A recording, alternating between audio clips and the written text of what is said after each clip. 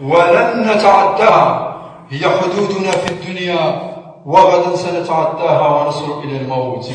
أما الحد الأول فهو إلى الموت.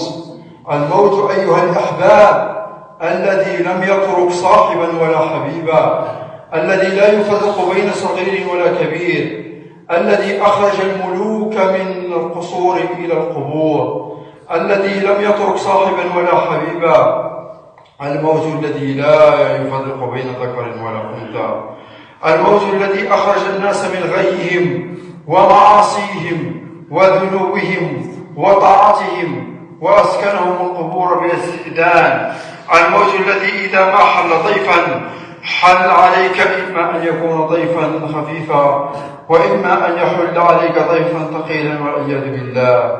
الموت الذي جاء إلى أعظم البشر رسول الله صلى الله عليه وسلم، الذي اشتكت به سكرات رسول الله صلى الله عليه وسلم، تدخل عليه ابنته فاطمة بنات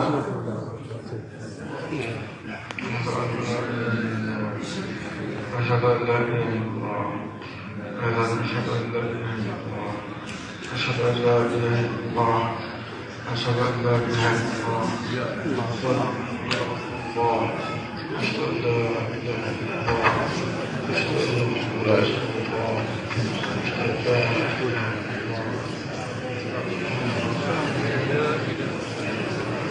لا لا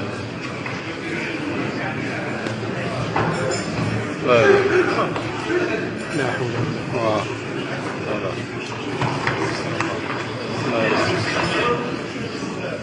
لا لا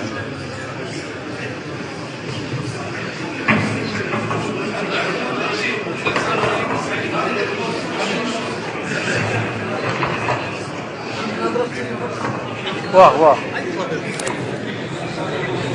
قصيت فيه الموت، باين فيه الموت.